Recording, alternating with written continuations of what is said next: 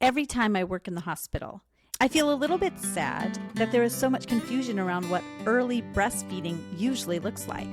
So I thought today I would share with you the things I wished every new parent knew about breastfeeding in the first few days after delivery. So let's get into it. The first thing I wish that every parent knew before they began trying to feed their baby is that your body already has the milk inside of it starting at around 14 to 16 weeks of pregnancy. I can't tell you how many times I have walked into a patient's room at the hospital and I start by asking how everything is going, how's their baby, how is their birth, how's feeding been going, and I get told I don't have any milk. And the next thing I always say is, what makes you think you don't have any milk? And they'll say things like, my baby falls asleep at the breast, my baby doesn't latch for very long, I don't see any milk, when I pump, nothing comes out. And recently, I have taken to saying, did you know that your body started producing milk around 14 to 16 weeks of pregnancy? It started producing the first food of your baby called colostrum. And it has been in your breasts since that time. So yes, your body does have colostrum in it. And then the next thing I do is I ask if they would like to do some hand expression so they can see the colostrum for themselves. And I just love the look on people's faces when I either walk them through hand expressing on themselves or I get their consent to hand express for them, and then they see those first droplets of that liquid gold. There is nothing better when they realize, oh my gosh, I do have milk in here. Related to this, I wish that every parent knew the size of a newborn's tummy when they're born and the average volume of individual feeds for exclusively breastfed babies.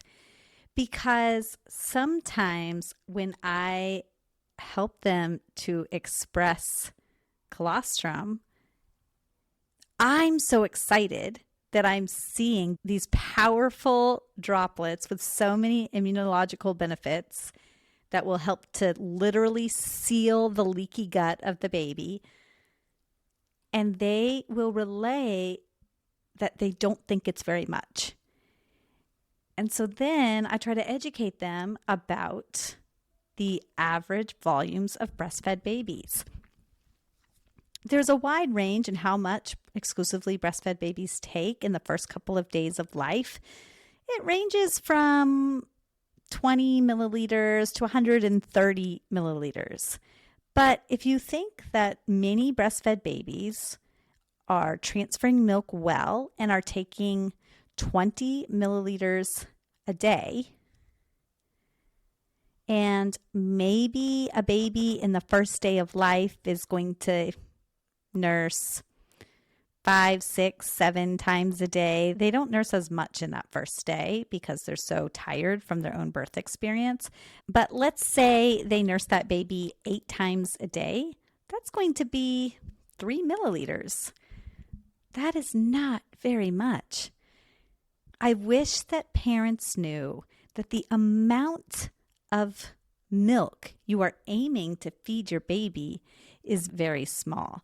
And what benefits that baby is having really tiny volumes very frequently. That helps the infant to feel satiated but not too full, and it helps you to stimulate your body regularly to produce the more mature milk that you're waiting to come in. When I first returned to work, I had no idea how I was going to manage going to work, handling drop-offs and pickups, and doing all the other duties I needed to do, like get dinner on the table. If you are in this situation, I've got a solution for you. Go to feastandfettle.com. where you can select from a menu of delicious options and have home-cooked meals delivered right to your front door. Imagine taking meal planning off your plate, taking grocery shopping off your plate for those dinners, and knowing that all you have to do is pick up your baby, get home, and heat and serve meals that you have selected for your family.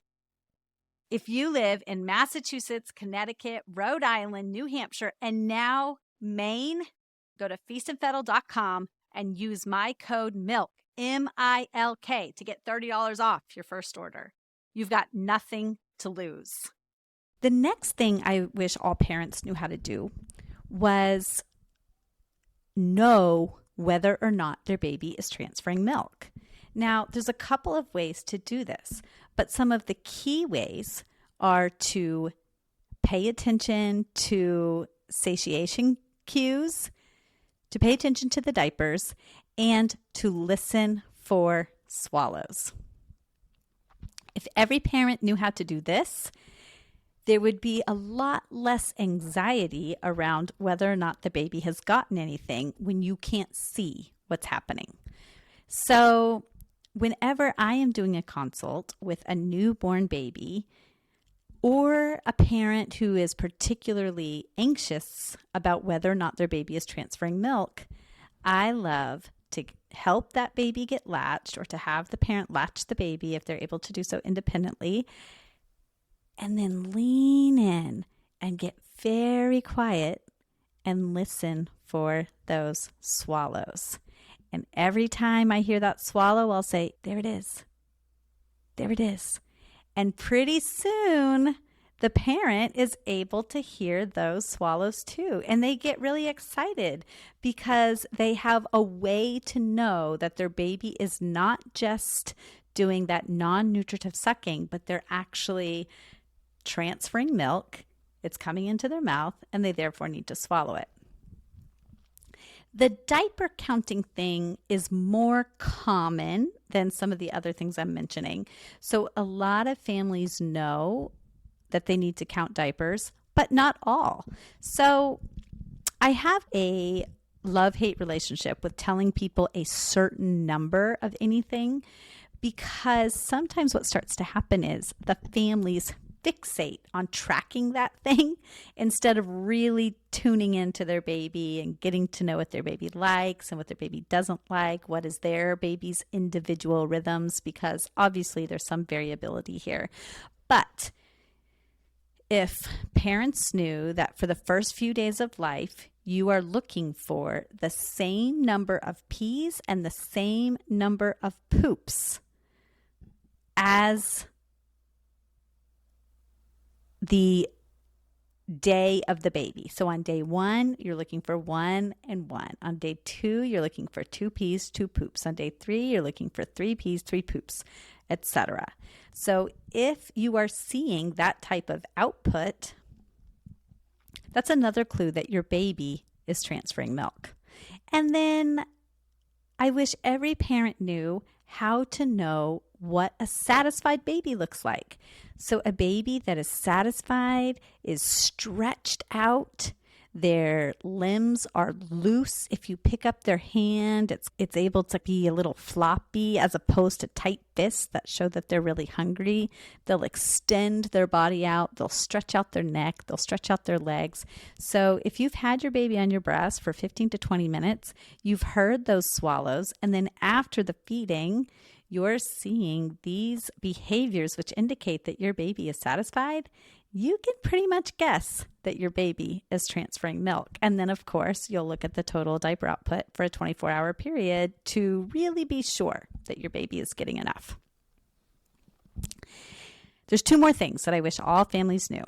The first is that skin to skin is not just beneficial in the first hour after birth, but rather babies who are held skin to skin as frequently as possible have a much easier time with breastfeeding and are able to bring in milk supply of their parents way faster. So Often we see so many swaddled babies who are quiet, who are not giving hunger cues, and who are stretching out their feedings to 2 or 3 or 4 hours. But if that baby was left skin to skin on either one of their parents, they would start rooting around and indicating that they were ready to feed, licking their lips, getting closer to the breast. And then if the non-feeding parent is holding the baby, they can pass them off. And if the feeding parent is holding the baby, they're already right there and they can get latched. So I recommend skin to skin for the full recovery period after your birth so that you can really learn your baby's hunger cues and give your body a lot of chances to have that hormonal communication with your baby to create a robust milk supply and give your baby the opportunity to nurse as frequently as they would like. And then that kind of leads me to the final thing that I wish all families knew before they started feeding a baby, which is that when we give the guidelines for how frequently to feed your baby, they are just that. They are guidelines. And really, what I like to tell people is we often hear feed for 10 to 15 minutes on each side for every feed every 2 to 3 hours. But for me, that's like the minimum. You're not going to go any longer than 2 to 3 hours to feed a newborn baby. And 10 to 15 minutes, that's probably going to be on the shorter side, although I have met some newborns that are pretty efficient and they're able to get a good amount of milk out before 10 minutes is up.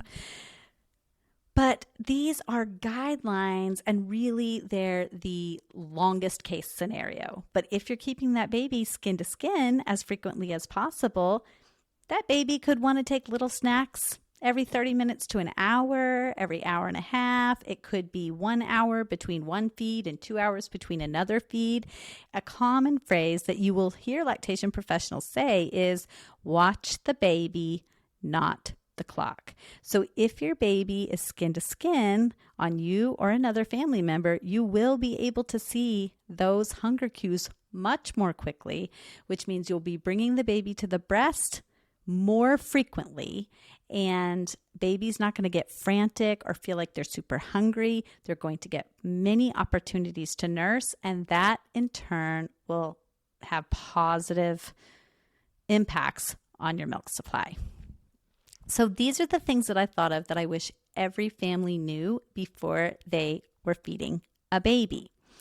Now, if you're hearing this and you are thinking, yes, I wish that too, then I have a really exciting announcement. In my years of becoming first a birth doula, then a certified lactation counselor, then a childbirth educator, and then finally being able to sit for the exam to become an international board certified lactation consultant, I have thought long and hard about how we could better prepare people during pregnancy for what is to come in the postpartum period, which is why I am so excited to announce the pre-sale for my first virtual childbirth education course. But this is a childbirth education course like none other I've ever seen. It is a childbirth education course which does not just focus on the physiology of birth and what your options are when it comes to the various ways you could give birth to a child, although it's there, but it focuses on how each of those choices or outcomes will affect your early postpartum period, and then how in pregnancy and in that early postpartum period, you can set yourself up to have an easier, less stressful, more joy-filled postpartum experience. If this is something that you think would be good for you or somebody you know, my first round of students are going to get a 50% discount on the course because you're going to be my beta students. You're going to be able to provide feedback about which modules really did it for you, which modules didn't work so well. the ones that you felt like you learned the most from, and provide feedback for tweaking. If you are pregnant and are really looking to set yourself up for success in the postpartum period through a childbirth education course, then don't delay. Go to my show notes, click the link to sign up for the pre-sale. Don't be one of the people who gets to the postpartum period and says, I had no idea. Set yourself up for success. Help yourself to know truly how to feel prepared in the postpartum period and to handle any difficulty you come across feeling well informed about how to proceed.